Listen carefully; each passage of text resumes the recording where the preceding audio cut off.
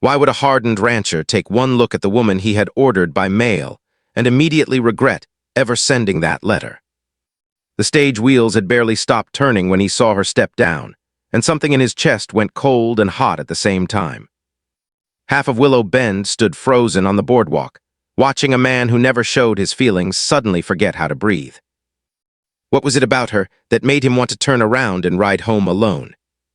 Stay until the end, because what happens next is not what anyone in that town expected. Tell me where you're watching from tonight, because a story like this deserves company. The wind that came down off the Bitterroot slopes that October morning carried the kind of cold that got into a man's bones before the sun even cleared the ridge. Nathaniel Colter stood outside the stage office in Willow Bend with his collar turned up and his hat pulled low enough to shade his eyes from men who might want to talk to him. He was not a man who enjoyed being looked at, and this particular morning, half the town seemed to know exactly why he was standing there. In his coat pocket sat a letter so worn from folding and unfolding that the creases had gone soft as cloth.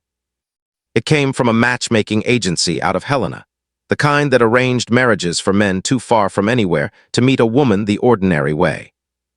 Nathaniel had written his request 3 different times before he was satisfied with it. Plain-spoken, capable, not looking for romance, only partnership. He had crossed out the word pretty before he ever sent it. He did not want pretty. Pretty drew eyes, and eyes drew trouble, and trouble was something he had buried enough of already. 5 years back, fever had taken his wife in the space of 9 days. 2 winters after that, his son had gone the same way, coughing through the night until the coughing simply stopped. Since then, Nathaniel Colter had built a life out of routine and distance. Cattle did not ask questions. Fences did not need comforting. He had learned to want as little as possible, because wanting things was how a man got his heart taken from him twice. The stagecoach came around the bend past the mercantile, horses blowing steam into the cold air, wheels chewing through half-frozen mud. Shopkeepers stepped onto their porches to watch, the way they always did when the coach came in. Mabel Sutton stood in the doorway of her bakery with flour still on her hands. Dutch Riley leaned against the hitching post outside the saloon, grinning like a man who already smelled a good story coming. The door swung open. An older gentleman in a black coat climbed down first, followed by a peddler dragging 2 heavy sample cases, and then a red-faced woman herding a basket of chickens that clearly wanted no part of the journey. Nathaniel waited, jaw tight, watching the door for the one passenger the letter had promised him. Then she appeared. She paused on the top step, gathering her skirt in one gloved hand, and looked out over the street before she ever looked at him. Her traveling dress was a deep, plain blue, brushed clean despite days of hard road. A wool shawl sat over her shoulders, and dark hair escaped in loose pieces from beneath her bonnet, the wind teasing it loose no matter how carefully she had pinned it that morning. She carried her own case, refusing the driver's offered hand, and stepped down onto Willow Bend's frozen street like she had already decided this town would not intimidate her. Her eyes moved across the crowd and settled on Nathaniel. And then she smiled, not a nervous smile, not a shy one, but something steady, like she already knew something he didn't.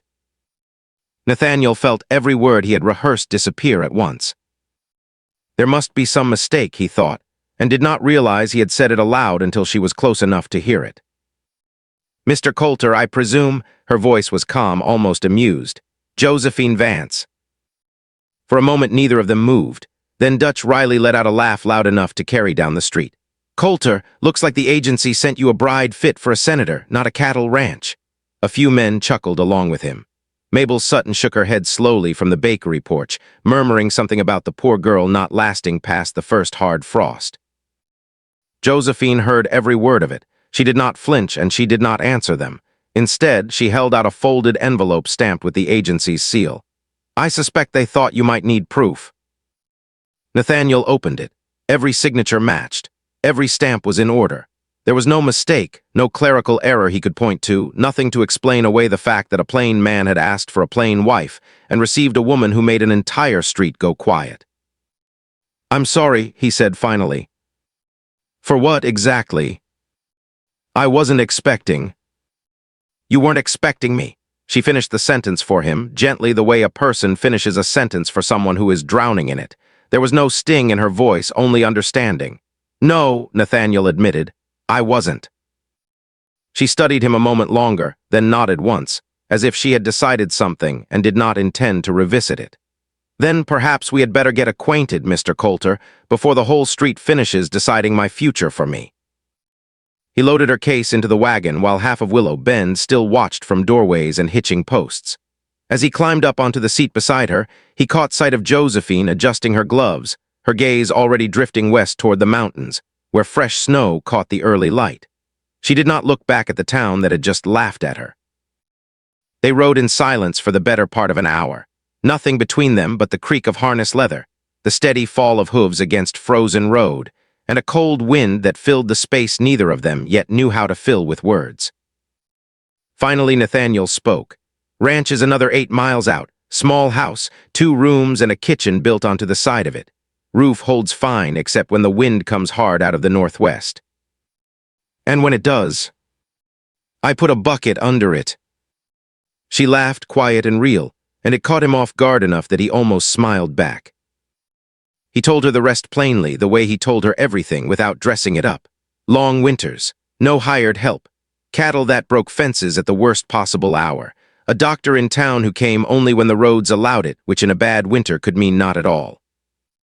"You're welcome to go back on the next stage," he said. "I'd understand it." Josephine looked out over the valley, where the grass had gone the color of dry wheat, and the mountains stood pale with early snow. "Mr. Colter, I spent 4 days on that coach beside a basket of angry chickens and a peddler who snored with his eyes half open. I believe I can manage a bucket under a roof." Nathaniel almost smiled again. He did not know yet that the woman sitting beside him was carrying a wound of her own, one she had not spoken a single word about, and that the truth behind it would soon reach far beyond the walls of his quiet little ranch. The wagon crested a final rise as the sun dropped low behind the western peaks, and Nathaniel nodded toward 2 weathered posts marking the entrance to his land. The house sat low beneath a dark ridge, smoke curling thin from a stone chimney, the barn silvered gray with age and weather. A lone bay mare shifted uneasily near the corral fence, favoring one leg. Josephine noticed before Nathaniel had even set the brake. "She's off on her left foreleg." "She was sound this morning," Nathaniel said, frowning. Josephine set her case down in the frost without being asked and walked toward the mare slowly, murmuring something too quiet for Nathaniel to catch until the horse settled and let her lift the hoof. She scraped away packed mud and ice with the edge of a hoof pick borrowed from his kit, working with a patience that surprised him, until a small stone rolled free from where it had wedged near the frog. "Nothing serious," she said, straightening. "Another mile at that pace and she'd have gone lame." Nathaniel said nothing for a moment, only watched her wipe her hands on her apron like this was an ordinary thing a woman simply knew how to do. "Where'd you learn that?" "My father kept a clinic in Independence. I learned to read a limp before I learned to read most books." Inside, the house was exactly as plain as he'd promised. Dust sat thick along the mantel. A stack of unopened receipts leaned beside a chipped tin cup on the table. A narrow bed stood behind a curtain in the far corner, and on the highest shelf, half forgotten, sat a small wooden horse, its paint worn from years of small hands. Josephine's eyes passed over it and did not linger, though Nathaniel saw the flicker of understanding cross her face. She asked nothing about it. He was grateful for that more than he could have said. Before she even unpacked her case, she tied on an apron she found folded in a drawer, filled the kettle, and located a tin of flour Nathaniel had forgotten he owned. By the time full dark pressed against the windows, the little house smelled of coffee and browning biscuits, and for the first time in longer than he wanted to admit, Nathaniel Colter sat at his own table and did not feel like a man eating alone. The next morning came gray and sharp with frost. Josephine was already outside before he'd finished pulling on his boots, kneeling beside the water trough behind the barn where a seam had split and begun leaking overnight. Nathaniel came out with a hammer and a tin of oakum, expecting to have to show her how the packing worked. She was already pressing it into the crack with steady fingers, sleeves rolled to the elbow despite the cold. "My father repaired the clinic's water cistern the same way, every autumn without fail." "You keep saying your father did this or that. What did your mother do? Something in her face closed, gently but completely, like a door pulled shut without a sound. My mother passed when I was young. My father raised me to be useful instead of decorative. I suppose it served me well enough, given where I've ended up. She said it lightly, but Nathaniel noticed she did not meet his eyes when she said it, and he did not press further. He had buried enough of his own grief to recognize when a person was choosing not to open a certain door. Over the days that followed, the ranch began to change in ways too steady to call coincidence. The mare healed clean. The kitchen stayed warm through the coldest mornings. The stack of receipts Nathaniel had been ignoring for months got sorted by date and by supplier, and it was Josephine who first noticed 2 feed payments recorded twice, and a delivery of hay that had been paid for but never arrived. One evening, by lamplight, she sat frowning over a paper Nathaniel hadn't seen before. "This is a survey charge," she said slowly, "for land north of your fence line. You never ordered a survey." "No," Nathaniel said, "I didn't." Her finger came to rest on a name printed neatly at the bottom of the page, Silas Corbin. Outside, the wind pressed soft against the window panes, and for a long moment neither of them spoke. Nathaniel took the paper from her and read it twice, as though reading it a third time might change what it said.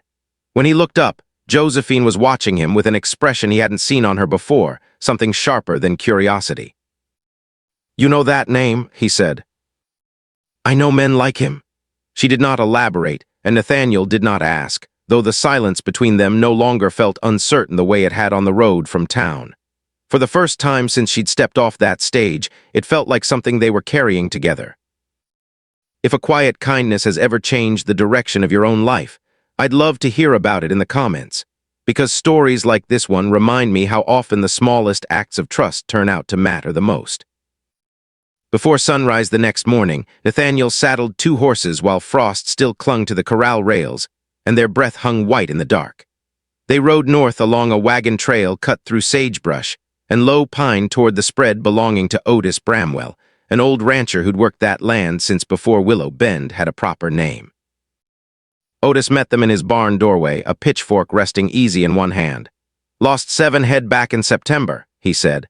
"Fence was cut clean through. Figured it was boys being foolish, but boys don't cut a fence that straight." Further along, the Caro brothers laid out 3 separate purchase offers across their kitchen table, each one signed by a different agent, every signature written in the same narrow, careful hand. Old Ezra Landry told them about fresh survey stakes he'd found driven into the ground near his spring, stakes nobody had asked him about. 2 other ranchers along the valley had already paid fines for crossing boundary lines. Their own fathers had ridden freely for 20 years. By midday, a pattern had formed itself across the pages of Josephine's notebook. Different ranches, different excuses, one name behind every single one of them. They stopped to eat cold biscuits beside a half-frozen creek, the horses cropping at frost-stiffened grass nearby. Nathaniel studied the notes over her shoulder. "You've seen something like this before," he said again, more certain this time. Josephine tightened the cork on her ink bottle before she answered, her hands very steady and her voice very quiet. "The man I nearly married in Missouri handled property claims for a living. He had a talent for finding small mistakes in old deeds, and an even greater talent for making sure those mistakes always benefited men who could pay him well for finding them." Nathaniel waited, not pushing, only listening. "I left when I understood what he'd truly done," she said. "Families who'd cleared their own land by hand, generation after generation, lost it over paperwork errors that were never really errors at all." She looked toward the creek, where thin ice cracked and shifted beneath the moving water.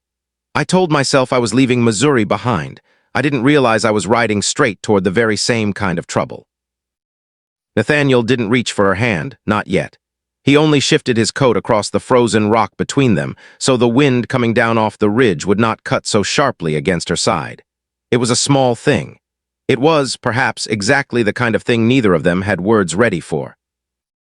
By the time they turned their horses back toward Willow Bend, the sky had gone the color of old iron, and neither of them could have said for certain whether the danger waiting for them in town or the truth sitting quietly between them was the heavier thing they now carried home.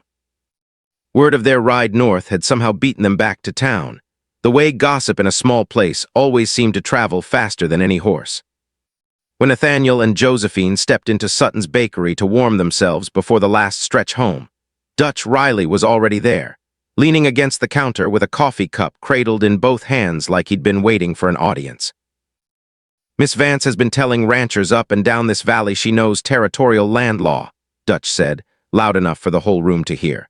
"Funny thing is, nobody in Missouri seems to recall a lady lawyer." "I never claimed to be a lawyer," Josephine said evenly, setting a small packet of receipts on the counter beside her. Dutch's grin widened. "Then maybe you ought to stop pretending you're something you're not." The room went still enough to hear the stove ticking. Nathaniel pulled off his gloves one finger at a time, slow and deliberate, the way a man does when he's deciding exactly how many words he intends to spend. "She found proof," he said finally. "More proof than any man in this town bothered looking for, myself included." Dutch's grin faltered at the edges. Mabel Sutton watched from behind her bread shelves, flour still dusting her apron. "And why," she asked, not unkindly, "would a woman like you come all this way for a man like Nathaniel Colter?" Josephine glanced toward Nathaniel before she answered. "Because he wrote the truth in his letter, nothing more than that, nothing less either." It wasn't much of an answer, and yet it seemed to be enough to quiet the room. That same afternoon, Sheriff Amos Tillery agreed to look over the survey papers and the strange purchase offers the ranchers had been collecting. Word must have traveled just as fast towards Silas Corbin, because within hours a rider arrived at the Colter place carrying a folded note from one of Corbin's clerks, suggesting Nathaniel might want to consider a generous offer for his land before the winter made ranching difficult. Nathaniel read it once by lamplight, then fed it straight into the stove without a second glance. 3 nights later, snow began sifting down over the ridge in earnest. Josephine was standing at the kitchen window when she noticed 2 riders sitting still and silent at the edge of the north pasture, far enough off that their faces were only shadows beneath their hat brims. They didn't approach. They simply sat their horses, watching the barn, the fence line, and the warm yellow square of lamplight in the kitchen window, until Nathaniel stepped up beside her, and the 2 shapes finally turned and vanished into the falling snow. By midnight the storm had buried the wagon road and packed drifts against the barn doors. Nathaniel checked on the cattle once more before turning in, leaving his wet boots by the stove to dry, and told himself the riders had only been passing through. He was wrong. Before first light, a distant, frightened bawling dragged him out of sleep. He reached the north pasture with Josephine close behind him, her shawl thrown hastily over her nightdress, and found 30 head of cattle simply gone. The fence had been cut clean in 2 places, the wire curled back with the kind of precise, deliberate tool marks that no accident ever left behind. Hoofprints, dozens of them, led off toward the tree line. Nathaniel was in the saddle before he'd even finished buttoning his coat. Josephine caught the bridle before he could turn the horse. "Not yet," she said. "Josephine, they'll be over the ridge by noon." "That is exactly what he wants." Snow clung to her lashes and the edge of her bonnet, but her voice did not waver. She pointed toward the tracks cutting through the frost. 2 riders circled back toward town while the herd moved west. If you chase after that herd and run into armed men out there alone, Corbin will call it trespassing or worse, and either way he walks away with your land signed over clean. Nathaniel's jaw tightened hard enough to ache. For a long moment the only sound was his horse's breath fogging in the cold. Then slowly he climbed back down. Josephine moved quickly after that. She measured the distance between hoofprints with a length of twine pulled from her coat pocket, sketched the cut fence in her notebook, and wrapped a broken strand of wire carefully in cloth to keep as evidence. Nathaniel found something half-pressed into the frozen mud nearby, a small brass tack, the same kind used on surveying equipment. Sheriff Tillery arrived not long after sunrise, bringing Otis Bramwell and one of the Caro brothers with him. By midday, a young attorney named Walter Griggs stood in Nathaniel's kitchen warming his hands around a tin cup, while Josephine spread her receipts, maps, and notes across the table like a hand of cards she'd been holding for exactly this moment. "You kept all of this," Griggs said, half in disbelief. "I kept what men expected me to overlook," Josephine answered simply. "If patience and quiet evidence have ever mattered more than shouting ever could in your own life, tell me about it below, because I think Josephine would agree that the truth rarely needs to be loud to be strong."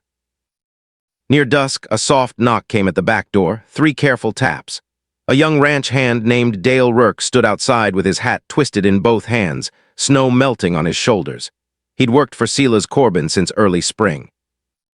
"I'm the one who drove those cattle west," he said, not lifting his eyes. "Didn't know whose herd it was till we'd already crossed the ridge." Nathaniel took a step toward him, but Josephine moved between them first, calm as still water. "Why come here now, Dale?" The boy finally looked up, and there was real fear behind his eyes. "Because Corbin said if this didn't work, the next thing to burn would be the barn." The kitchen went silent enough to hear the snow ticking against the window glass. Dale named the surveyors Corbin had paid off, the forged claims stacked up like kindling, and every ranch in the valley Corbin meant to seize before the last snow melted come spring. Griggs wrote until the tip of his pencil snapped clean in half. That night, long after the men had ridden back toward town through the dark, Nathaniel sat beside the stove while Josephine mended a torn cuff by lamplight, snow still tapping softly against the window like something patient, waiting to be let in. "I nearly rode straight into exactly what he wanted," Nathaniel said quietly, "if you hadn't stopped me." "But you did stop," Josephine said, "because I asked you to." He stared into the fire a long while before he spoke again. "For years after I lost my boy, I'd wake up in the night certain I heard him coughing in the next room. Lately I wake up and I hear you moving around in the kitchen instead." His voice roughened just slightly. "I don't rightly know when that stopped feeling like a memory I couldn't put down and started feeling like something closer to a life." Josephine's hands went still over her mending. "I came west looking for a place where I wouldn't have to make myself smaller just to be allowed to stay." Nathaniel reached over and covered her hand with his, careful, like something he was still learning how to hold. "You won't have to. Not here." Outside, the storm carried on through the dark hours, pressing against the walls of the little house. Inside, for the first time since she'd stepped down off that stagecoach, neither one of them let go. But Silas Corbin was not a man who lost quietly, and what waited for them at the county courthouse would test everything Josephine had risked leaving Missouri to escape. 3 weeks passed before the territorial courthouse in Willow Bend finally opened its doors for the hearing, and by then the whole valley seemed to have found a reason to be there. The room smelled of damp wool, lamp oil, and melting snow tracked in on a dozen pairs of boots. Ranchers filled every bench. Mabel Sutton sat beside one of the Caro brothers, her hands folded tight in her lap. Otis Bramwell and Ezra Landry stood along the back wall, hats pressed against their chests the way men do in church, though this was nothing like church. Silas Corbin walked in wearing a dark coat too fine for a mountain town, carrying himself like a man who still believed the room would end up belonging to him regardless of what got said inside it. Walter Griggs opened with the survey receipts, laying them out one by one like a man building a case brick by brick. Then came the forged purchase offers, each one bearing a different agent's name in the same narrow hand. Sheriff Tillery read aloud from the complaint ledger Josephine had spent 2 weeks convincing him to finally open. Ezra Landry described the survey stakes driven into the ground beside his spring without his knowledge. Otis spoke plainly about his cut fence and his missing herd. And then Dale Rurk stood, pale but steady on his feet, and named every rancher Corbin had meant to ruin before the last snow melted, and every man Corbin had paid to help him do it. Corbin denied all of it calmly, the way a man denies something he has denied so many times before that the lie has started to feel like truth in his own mouth. That was when Josephine stepped forward. She laid Nathaniel's ledger open on the table, then set the small brass tack found in the frozen mud beside a survey invoice bearing Corbin's own seal. The maker's mark on both was identical. Beside that, she placed her measurements, her compass notes, the dates recorded in her careful hand, and a copy of the original northern boundary line, filed years before Silas Corbin had ever set foot in the territory. The judge studied the papers for a long time without speaking. Nobody in that courtroom moved. Somewhere behind Nathaniel, a woman's shawl rustled, and even that small sound seemed too loud. At last the judge looked up. He declared the surveys fraudulent from the start, ordered restitution paid to every rancher who had lost land or livestock, and referred the entire matter for further investigation beyond the territory's own courts. Silas Corbin's composure did not shatter loudly. It simply drained out of him, quiet and complete, the way color leaves a face. Outside on the courthouse steps, nobody cheered right away. Men simply stood in the thin winter sunlight, breathing slow, the way people breathe after finally getting through something hard, only just now noticing the sky had cleared above the ridge. Walter Griggs found Josephine near the hitching rail, snow melting off the porch roof in slow, steady drips beside them. "There's a firm in Denver," he said, "looking to bring on someone with a mind like yours, proper training this time, work that could reach a good deal further than this one valley." Nathaniel heard every word of it, standing a few feet off with the reins still in his hand. That evening, back at the ranch, he packed her leather case without saying much of anything and set it by the door, tightening the strap the same way he had the very first night she'd arrived. Josephine found him there and stopped, watching him for a long moment before she spoke. "What exactly are you doing?"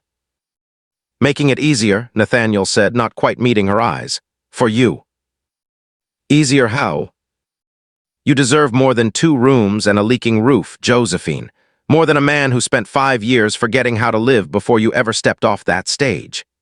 He said it plainly, the way he said everything, though it cost him more than his voice let on. Josephine crossed the room and undid the strap herself, slow and deliberate. "I didn't come out west because the house was grand, Nathaniel. I came because a plain, honest letter told me the truth before I'd even met the man who wrote it." She set her hand over the worn agency letter still lying on the table between them, the paper gone soft from all his reading. "That letter gave me a road to follow. You gave me a place where I don't have to make myself smaller just to be allowed to stand in it." He looked up at her then, and whatever he'd meant to say caught somewhere in his chest. "I'm staying," she said simply, "not because Denver has nothing to offer, because this is what I choose to build." By the time spring finally broke over the valley, the recovered cattle were grazing back on Colter land, and the neighboring ranchers had banded together into a loose cooperative, sharing legal notices, winter feed, and fence repairs the way neighbors are supposed to in the first place. Josephine kept the shared records herself, every name written out plain and clear in a new ledger that no one would ever again have reason to doubt. She and Nathaniel were married that spring in the county office, beneath a narrow window bright with the last of the mountain snow. Sheriff Tillery stood as witness.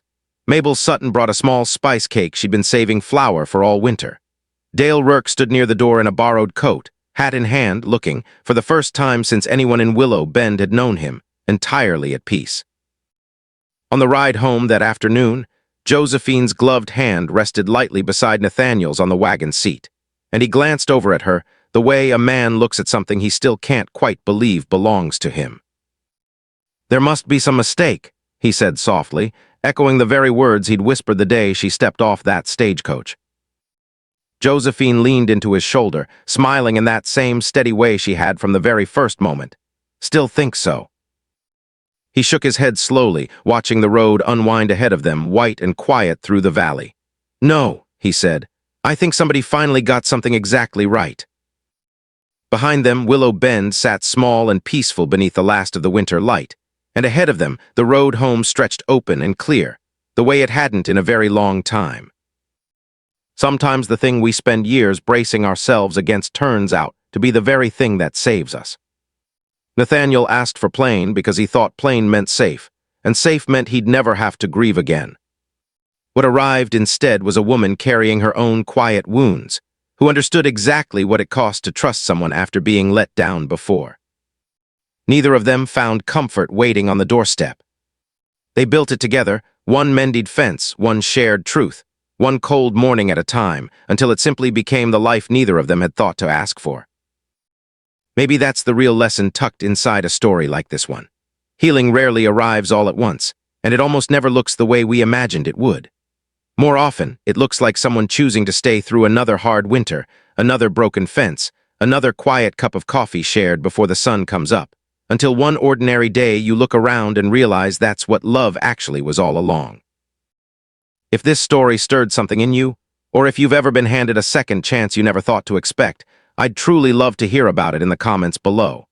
And if quiet courage, hard-won trust, and stories of the old frontier speak to something in you, stay close, because there are many more journeys like this one still waiting just past the next ridge, and I'd be glad to share them with you.